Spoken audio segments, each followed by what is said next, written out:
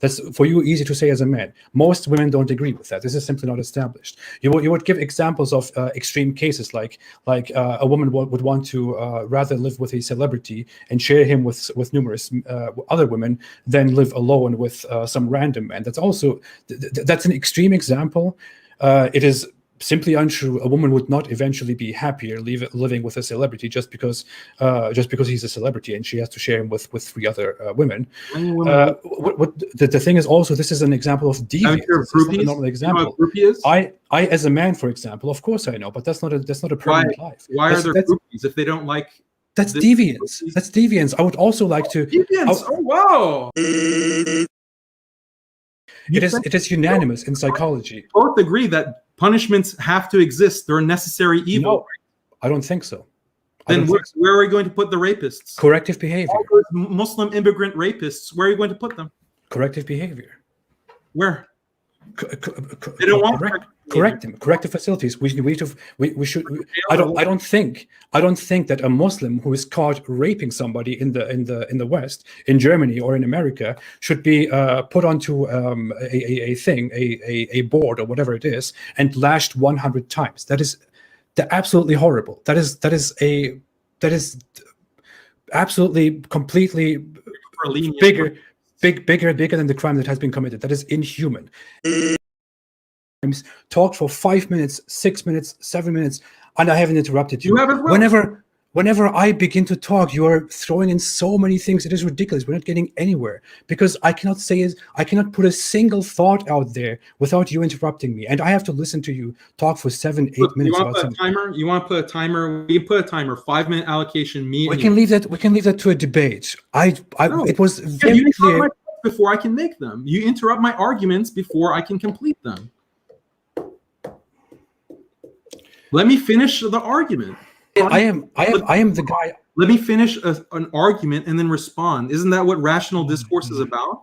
Yes, and you haven't allowed me to do that one single time. Articulate the argument. I did let you speak. You remember your whole immigrant Muslim rapist rant? Yes, because I yelled and because I told you, please let me speak, and that was only the first. I'll let you speak. Let me finish the argument, then I'll let you speak. I cannot go on with this bullcrap anymore. Let's keep it brief.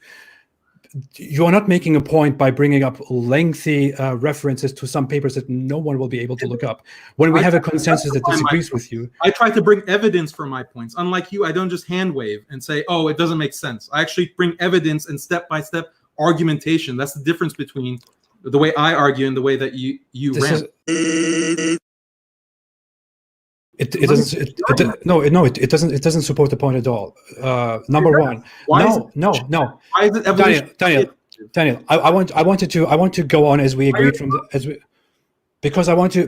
Why are you interrupting? Because we agreed from at the very beginning of our conversation before we started. You know that very well. Over me, so you set me up by saying yes, homosexuals should get.